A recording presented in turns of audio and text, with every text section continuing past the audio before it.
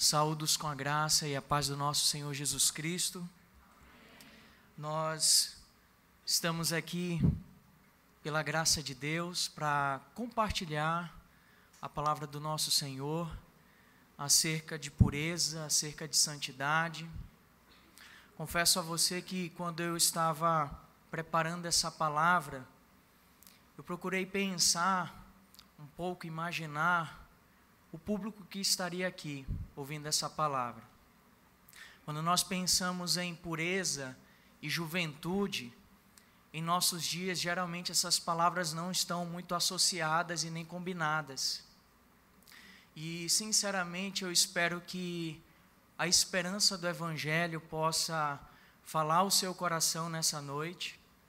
Afinal de contas, o texto que nós meditaremos, de alguma maneira, ele traz exatamente essa esperança. E eu convido você a abrir a sua Bíblia em João, capítulo 17, verso de número 17. Não sei quantos têm a Bíblia aí, mas vou fazer aqui a leitura. Santifica-os na verdade, a tua palavra é a verdade. Santifica-os na verdade, a tua palavra é a verdade. Senhor Deus, em nome de Jesus Cristo, Pai, te pedimos nessa noite que a tua palavra maravilhosa venha falar no mais profundo íntimo do nosso coração, trazendo, Senhor, as verdades do teu evangelho para as nossas vidas, nos dirigindo, nos direcionando, nos animando, nos reavivando nessa noite para a glória do teu nome. No nome de Jesus que nós oramos. Amém. Bom, irmãos, quando nós pensamos sobre santidade, o jovem e a pureza no Senhor, o título desse sermão é Os Jovens e a Palavra Santificadora. E olhando para esse texto, como havia mencionado a você, pensando na realidade, na sua realidade, talvez como um jovem, de uma pessoa que está, talvez, sinceramente lutando contra os seus pecados e se vendo, talvez, desanimado, desencorajado, por ver muitas vezes os seus pés vacilando, por ver, talvez, os seus esforços não tendo um aparente resultado, parece que nada muda na vida. Ou talvez você já seja um jovem que está apenas mantendo as aparências e vivendo uma vida puramente religiosa, uma vida talvez farisaica, e já não luta mais contra o seu pecado. Quando nós olhamos para esse texto, pensando e meditando à luz daquilo que o Senhor mesmo estava clamando e intercedendo, nós temos aqui, nessa palavra, uma esperança maravilhosa.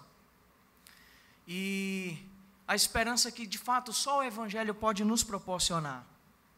Quando nós pensamos no Evangelho de Jesus Cristo, nós entendemos muito bem essa mensagem. É uma mensagem que não é tão complexa assim. Quando nós pensamos na obra de Cristo, nós conseguimos entender e até transmitir muito bem esse Evangelho quando nós pensamos na justificação da vida de pessoas. Acredito que nós entendemos também muito claramente quando nós pensamos na obra de Cristo, também na expectativa da glória do mundo por vir. Nós anunciamos o Evangelho e nós falamos dessa expectativa da eternidade. Mas quando nós pensamos em santificação, parece que nós não entendemos com tanta clareza a obra de Cristo na santificação. E por vezes parece que nós acabamos alterando ou deturpando o discurso do Evangelho aplicado à santificação, e às vezes nós reduzimos a santificação a moralismo. Por exemplo, numa conferência como essa, em que nós vamos falar sobre pureza, talvez muitas pessoas pensem assim: bom, vou preparar o meu lombo, porque eu vou pegar uma surra de Bíblia. Mas, de fato, quando olhamos para essas palavras de Jesus, nós conseguimos aqui extrair pelo menos duas verdades maravilhosas, que eu espero que você saia com elas aqui nessa noite. A primeira dessas verdades é que a santificação, ela é uma graça divina. Eu espero que você saia com essa convicção aqui, de que a santificação, ela é graça. Ela é graça de Deus sobre as nossas vidas. Então, isso significa que não se trata de um processo natural de desenvolvimento humano. Não se trata de algo que está alicerçado puramente em nossos esforços. Esse é o primeiro ponto. E uma segunda verdade que nós extraímos desse simples versículo é que a santificação, ela tem um meio pelo qual ela se opera em nossas vidas. E essa verdade nos diz que a palavra de Deus é o meio pelo qual essa graça nos é concedida. Então, de um lado eu entendo que a santificação é graça de Deus, e por um outro lado, eu entendo que essa graça, ela é recebida por um meio que o próprio Deus estabeleceu, e esse meio não é outro senão a sua palavra. Joe Owen, ele fala algo bem interessante, ele diz: Deus opera em nós e conosco, não contra nós e não sem nós. Ou seja, há um meio necessário, e esse meio é a palavra de Deus, mediante o agir do Espírito Santo de Deus, atuando não somente em nós, mas também através de nós. O Senhor Jesus clamou: santifica-os na verdade. A tua palavra é a verdade. Essa é apenas uma dentre outras petições de Jesus, que ele julgou serem indispensáveis nesse momento que está ali precedendo a sua morte. E ele clama pela nossa santificação. Esse é exatamente o primeiro ponto. A santificação é uma graça divina. E nós temos aqui, nessa expressão, santifica-os, um clamor, uma petição, uma intercessão do próprio Senhor por nós.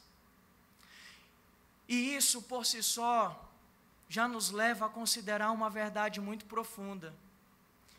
É de que quando se trata de santificação, o maior interessado nela não sou eu e nem é você, é o próprio Deus. Deus é o maior interessado na sua santificação e na minha santificação. Então, isso cai por terra qualquer pensamento que por vezes nos vem à mente, quando nós pensamos assim: bom, eu tenho me esforçado tanto, eu tenho orado tanto, eu tenho buscado tanto, parece até que Deus não está cooperando com a minha busca. Parece até que Deus não está fazendo a parte dele. Volto a dizer, jamais a santificação será propriamente um interesse primário seu. É sempre Deus agindo em nosso favor, por sua graça e por sua misericórdia. Pensando sobre isso, qualquer lampejo de nossa parte, de uma consciência de pecado, ou de um sentimento, de um desejo de busca e de santidade, a gente deveria reconhecer em nossas vidas: isso é o Senhor me atraindo para Ele, isso é Deus me trazendo para perto dEle. Jamais nós nos encontraremos nessa condição. Aqui, nesse texto, ele apresenta algumas pessoas e alguns personagens. É importante que nós consideremos isso. As pessoas que estão envolvidas aqui, não se trata apenas do Senhor Jesus, mas nós temos aqui a presença de pelo menos 4 pessoas nessa simples petição. É Jesus, o Filho, clamando, intercedendo ao Pai, para que Ele possa santificar, por meio do seu Espírito, que é santificador, aos seus filhos, aos seus eleitos, aqueles que foram unidos a Ele. Então nós temos aí, irmãos, em outras palavras, uma ação do Deus triuno em favor da nossa santificação. A presença da ação desse Deus triuno, Pai, Filho e Espírito Santo, em que o Filho, o cabeça da igreja, ele está clamando: Senhor, Pai, que eles possam ser consagrados a Ti, não somente apenas em ações, mas também em pensamentos, em sentimentos, em palavras, que eles possam expressar a Tua santidade por meio de suas vidas, de maneira integral. Separa-os, Pai, para Ti. Separa-os para Ti. Tendo em vista essa verdade desse Deus triuno que atua graciosamente para a nossa santificação, nós podemos enxergar que de início a fim, essa obra pertence a Ele. É Deus intervindo, não apenas para salvar o seu povo, mas também para santificar. Nós poderíamos entender essa verdade como sendo uma salvação diária. Afinal, não é isso a santificação? Todos os dias, Deus graciosamente está atuando em nossas vidas, para que dia a dia, de modo contínuo, constante e progressivo, nós venhamos cada vez mais ser libertos do poder do pecado. Essa é a santificação. Esse é o processo do qual nós estamos envolvidos. E tendo em vista que isso é realizado mediante a união que nós estamos em Cristo, a mediação de Jesus, nós precisamos nessa noite ter a coragem e o dever de reconhecer e agir e ver a santificação não como fruto de algo que eu posso produzir, mas daquilo que Deus está gerando na minha vida, daquilo que Ele está realizando na minha vida. Nós não podemos, irmãos, diante disso, ver a vida cristã como algo fruto da nossa própria realização, como sendo algo gerado pelas nossas próprias forças ou pela nossa própria retidão. É por isso que é importante ressaltar que a santificação é algo humanamente impossível, mas é algo divinamente realizado em nós. Só Deus pode nos santificar. É como diz o texto de Romanos, capítulo 8, verso 28 a 30. Sabemos que todas as coisas cooperam para o bem daqueles que amam a Deus, daqueles que são chamados segundo o seu propósito. Pois aqueles que Deus de antemão conheceu, Ele também predestinou para serem conformes à imagem de seu Filho, a fim de que Ele seja o primogênito dentre muitos irmãos. Todas as coisas cooperam para o nosso bem, para esse bem maravilhoso, que é fazer de nós a expressão do seu Filho, para que Ele seja o primogênito dentre muitos. E aos que predestinou, a esses também chamou, e aos que chamou, a esses também justificou, e aos que justificou, a esses também glorificou. Meus irmãos, é de posse dessa verdade, dessa segurança que a palavra de Deus nos traz. Eu quero dizer para você que veio aqui nessa noite, que está lutando contra os seus pecados, há um decreto sobre a sua vida, para que você seja santo. Porque esse Deus que te escolheu antes da fundação do mundo, é o mesmo Deus que vai completar a sua obra sobre a sua vida. Essa é a segurança que o Evangelho nos proporciona. Essa é a convicção que nós temos. É de que em Cristo Jesus nós seremos sim, embora nós não venhamos a enxergar agora, plenamente, mas nós seremos sim, transformados de glória em glória, à imagem de Jesus.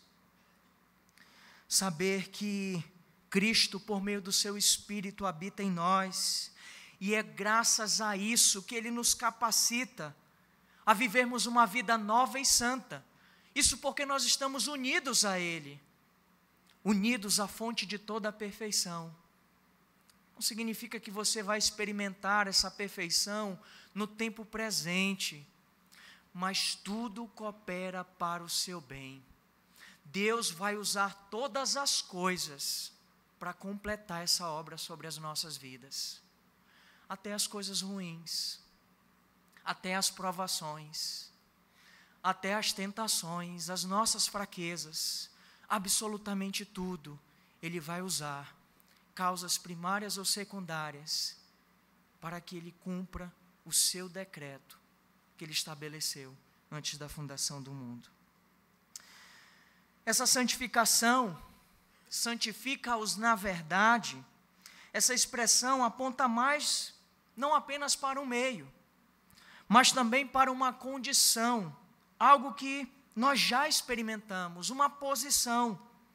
Nós somos santificados pelo Pai porque nós estamos imersos na revelação dEle mesmo, em seu Filho, na verdade que é Cristo, a verdade encarnada.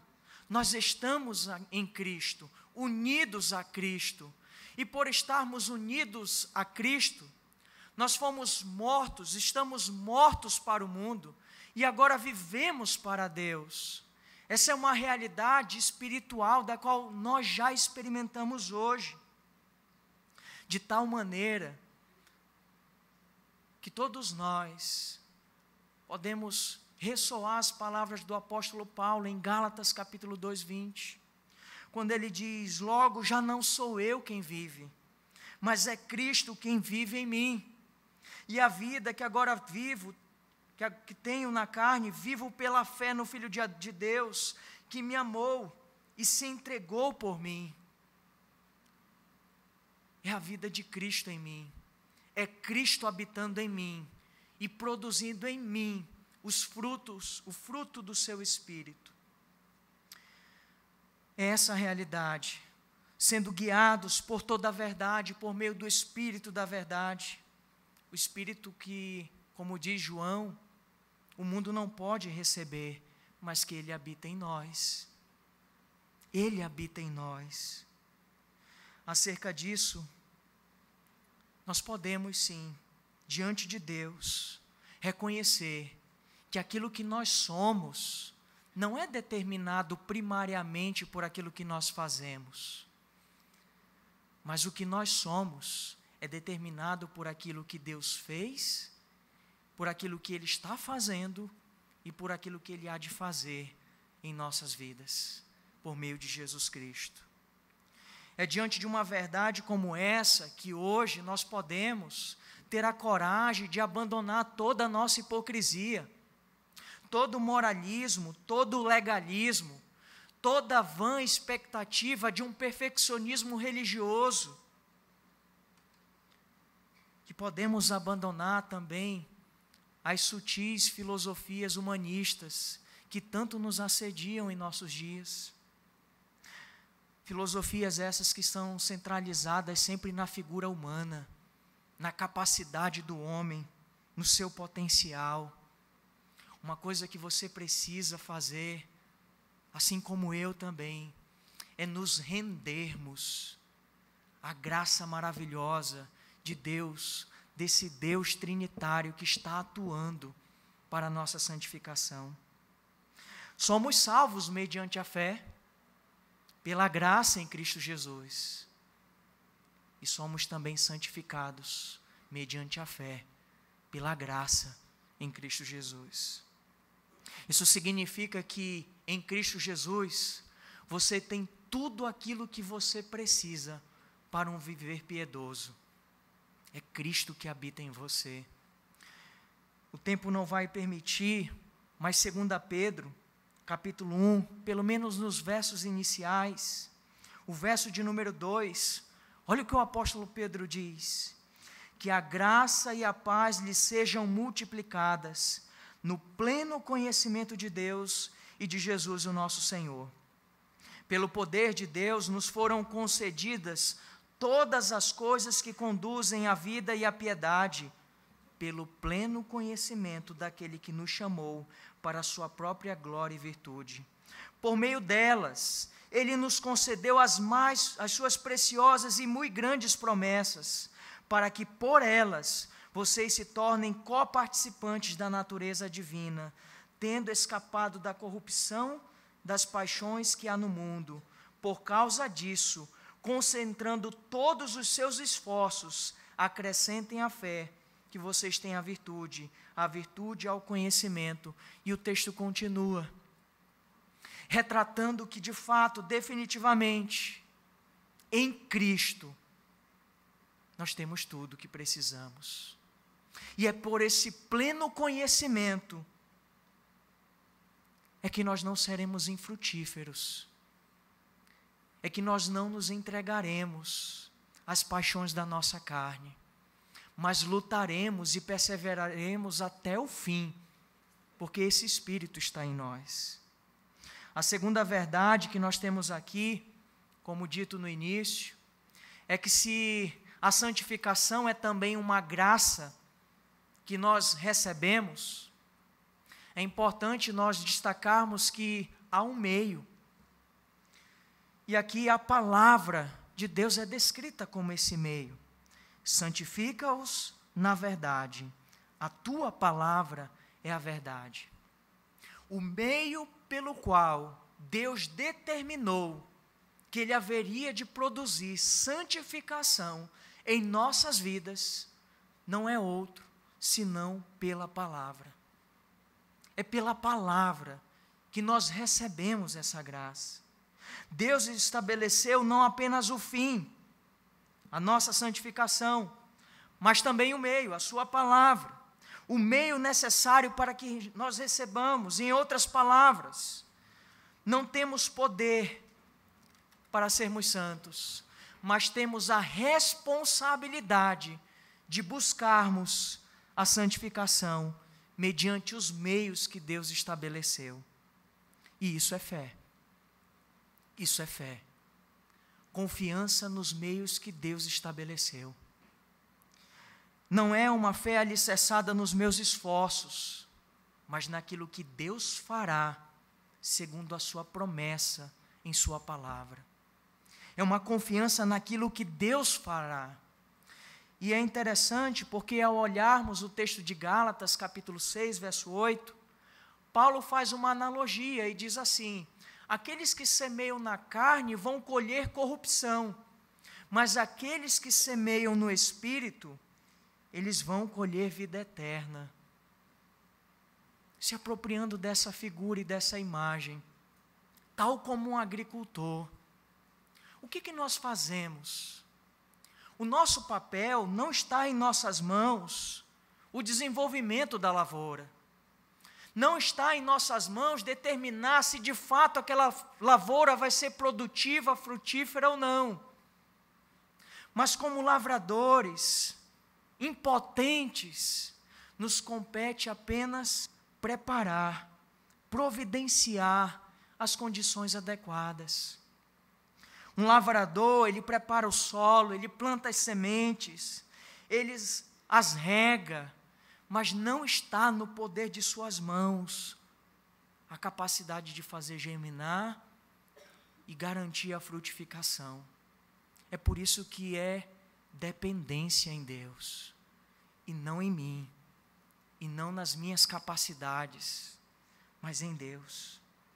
É aquilo que Francis Schaeffer chama de passividade ativa. É um paradoxo. Como assim? Passividade ativa. Mas isso expressa muito bem o nosso papel na santificação. É passividade porque a santidade não é uma obra parcialmente de Deus e parcialmente minha.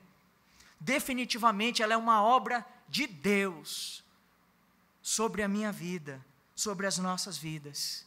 Mas em contrapartida, ela é ativa. Ela é sinergista. Ela é ativa, porque ela é realizada em nós e através de nós. Isso requer uma busca. de sua parte, dependente. Isso requer uma luta de sua parte, mas dependente. Passividade ativa. Essa verdade, ela está presente nas Escrituras, embora às vezes ela seja um pouco difícil de ser concebida em nossa mente. Parece serem verdades opostas, mas Filipenses capítulo 2 fica muito claro isso. Verso 12: assim, meus amados, como vocês sempre obedeceram, não só na minha presença, porém muito mais agora na minha ausência, desenvolvo a sua salvação com temor e tremor. O apóstolo Paulo está nos convidando a desenvolver a nossa salvação, entenda, santificação, com temor e tremor. Mas logo em seguida ele explica: porque Deus é quem efetua em vocês tanto o querer como o realizar, segundo a sua boa vontade. Entende como é algo dependente? Dependemos completamente de Deus, embora envolva assim uma busca nossa. Talvez poderíamos até, recordando aqui, nos colocar talvez como na condição de Maria, quando teve o anúncio do anjo dizendo que a partir dela ela haveria de conceber o Messias, e ela olha para os altos sem entender como isso iria acontecer. Ela apenas declara: que cumpra-se em mim a tua vontade, que cumpra-se em mim a tua vontade. Diante disso, precisamos fazer, sim, uso dos meios de graça que Deus estabeleceu. Não a graça salvífica aqui, mas a graça santificadora. E trazendo a figura do agricultor, você deve cultivar, sim, mediante a fé, os meios que Deus estabeleceu, para que ao cultivar esses meios, você possa colher aquilo que Deus vai gerar na sua vida, que é uma vida santa aos seus olhos, e não apenas aparente aos olhos dos homens. Mas com isso, irmãos, é importante destacar aqui que às vezes nós cometemos alguns erros quando se trata de disciplinas espirituais. Primeiro erro que é importante nós destacarmos aqui é: nós negligenciamos essas disciplinas. Deus intercede por nós, por meio de Jesus, a nossa santificação, e fica muito claro os meios pelos quais Ele vai operar isso, por meio de sua palavra. Santifica-os na verdade, a tua palavra é a verdade. Mas o que nós fazemos?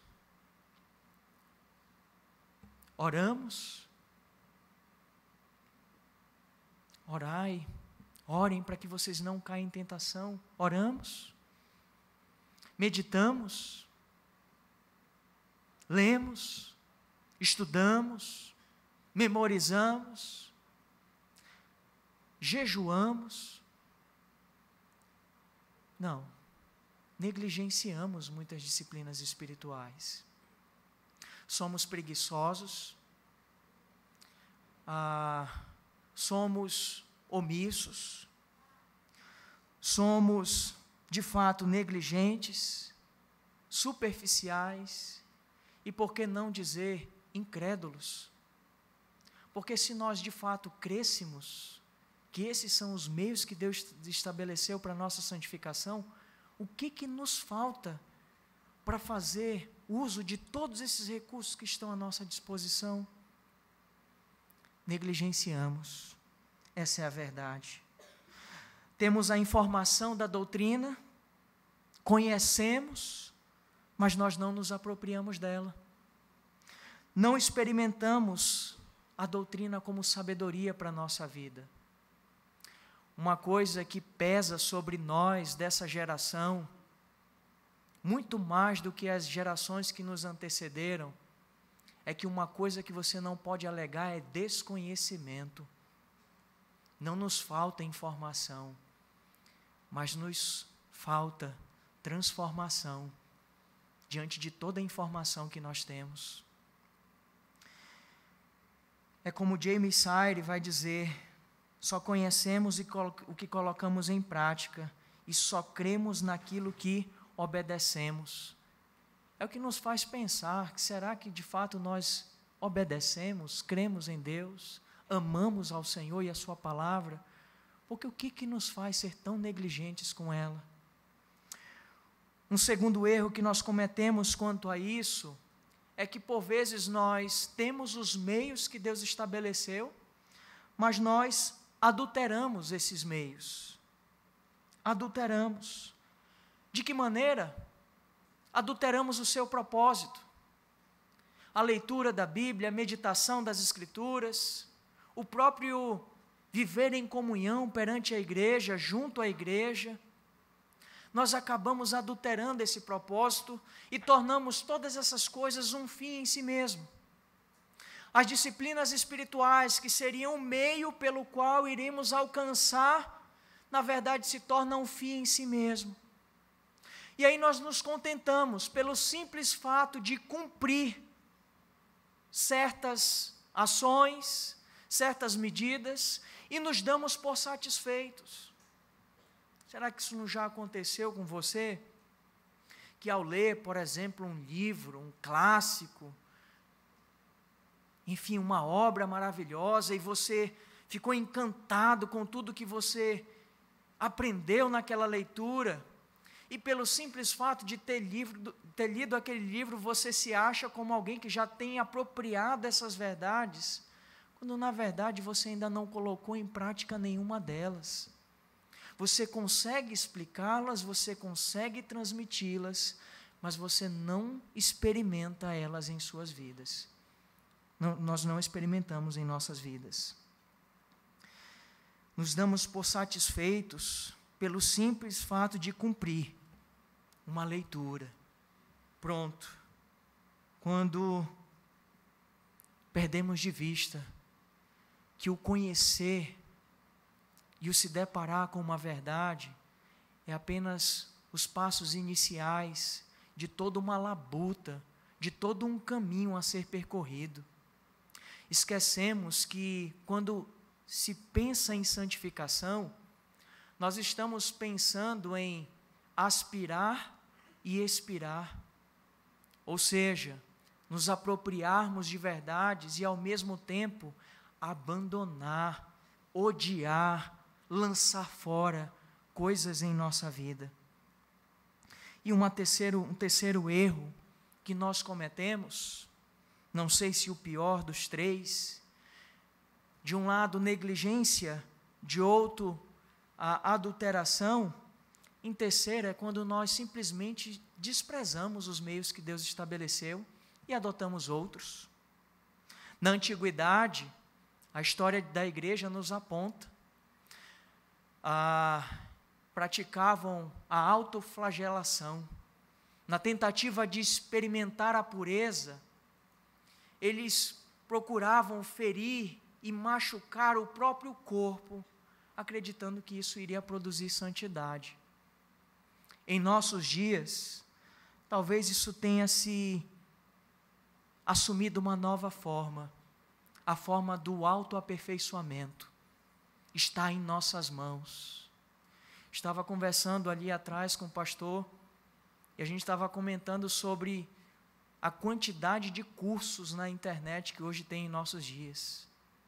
Hoje você tem curso para tudo, perfis e páginas da internet para tudo. E em meio a toda essa selva de conteúdo, tem muitas coisas que, de fato, capturam verdades das Escrituras, mas tem ali, por vezes, uma pitadinha de humanismo, por vezes, uma adulteração, boas doses de humanismo. São coisas que, às vezes, de modo tão sutil, deturpam o Evangelho quando diz respeito à santificação. Bom, santifica-os na verdade. A tua palavra é a verdade. Santifica-os na palavra. Jesus veio como testemunho dessa verdade. Essa verdade salvadora que agora já não está mais na terra. E é exatamente por isso que ele clama: santifica-os na verdade, a tua palavra é a verdade. Precisamos ir ao encontro de Jesus quando nós o buscamos em sua palavra. A verdade encarnada, que foi inspirada, está revelada, registrada nas Sagradas Escrituras.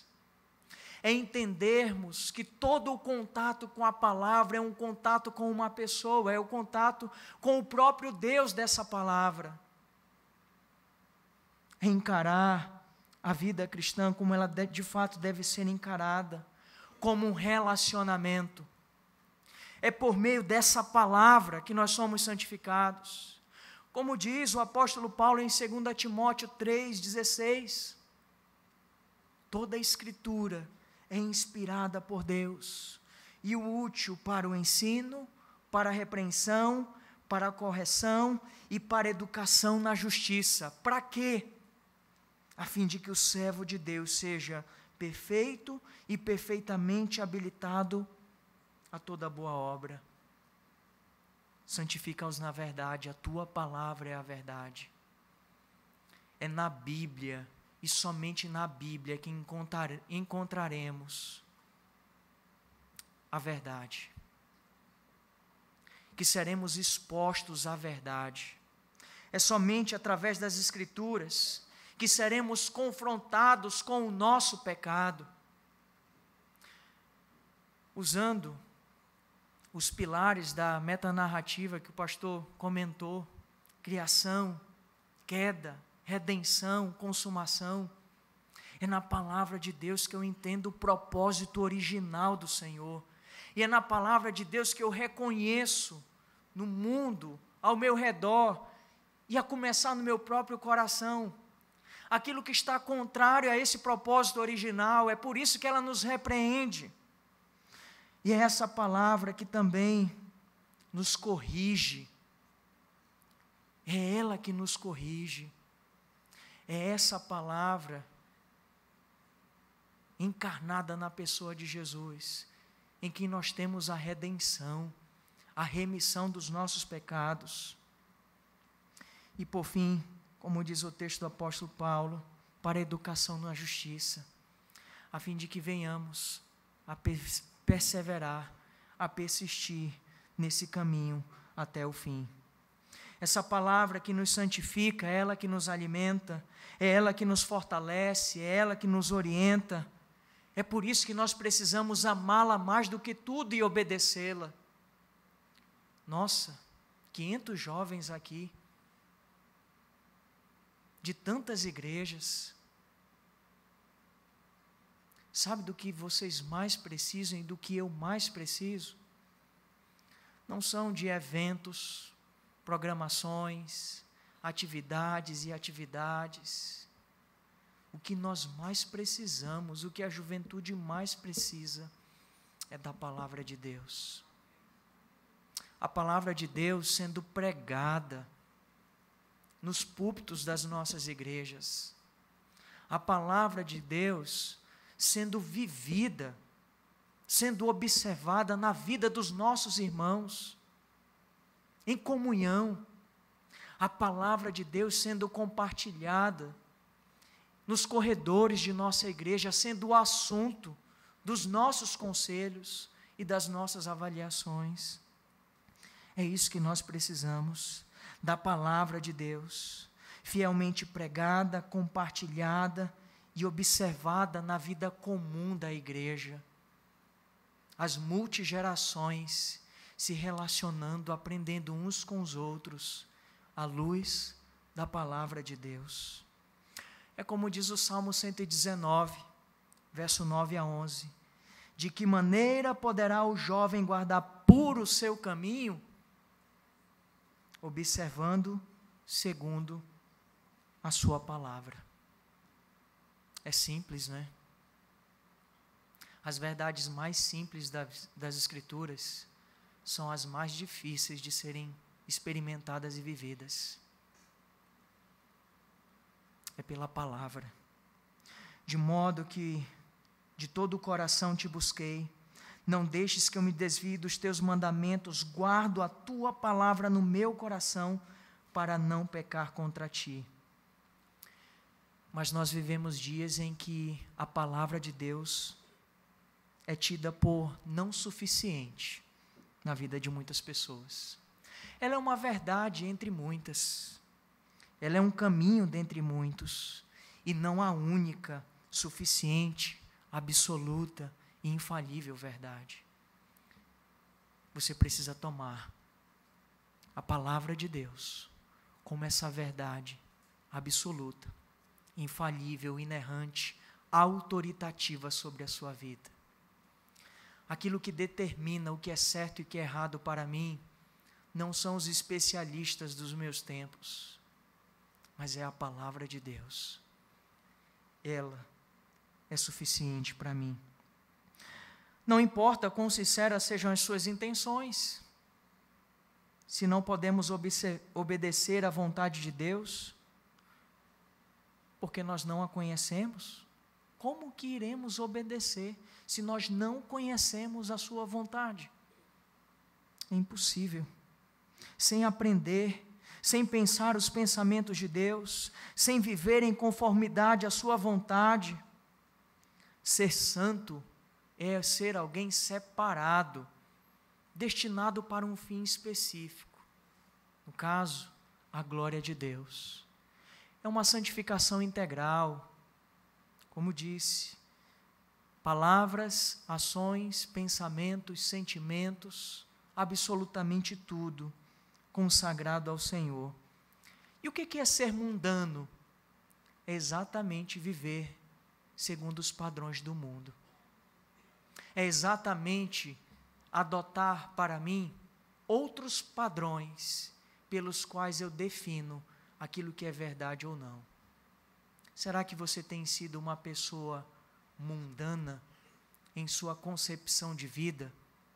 Ou você tem de fato encarado a vida pelas lentes da palavra de Deus, as lentes do Evangelho? Aplicando tudo que nós falamos aqui nessa noite, a primeira aplicação é: confie na obra de Cristo para a sua santificação. Confie na obra de Cristo para a sua santificação. Efésios capítulo 1.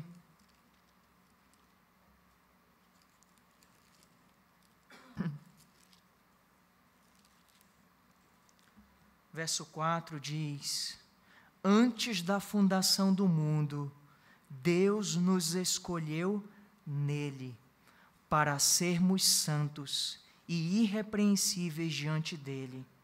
Em amor, nos predestinou para ele, para sermos adotados como seus filhos, por meio de Jesus Cristo, segundo o propósito de sua vontade, para o louvor da glória de sua graça, que ele nos concedeu gratuitamente no amado. Sabe o que isso significa? Deus te escolheu antes da fundação do mundo. Há uma decisão de Deus. Você é meu. Você é meu. E você será eternamente meu. Não tem como dar errado. E essa esperança só o Evangelho pode nos proporcionar. A graça de Deus, escandalosa, assustadora, maravilhosa, que nos alcançou. Aquele que começou a boa obra em nossas vidas, há de completar até o último dia, em Cristo Jesus. Por isso, confia no Senhor. Ele vai te conduzir. Por sua graça, Ele vai te fazer perseverar e te preservar nele. Você será santo. Continue crendo em Jesus.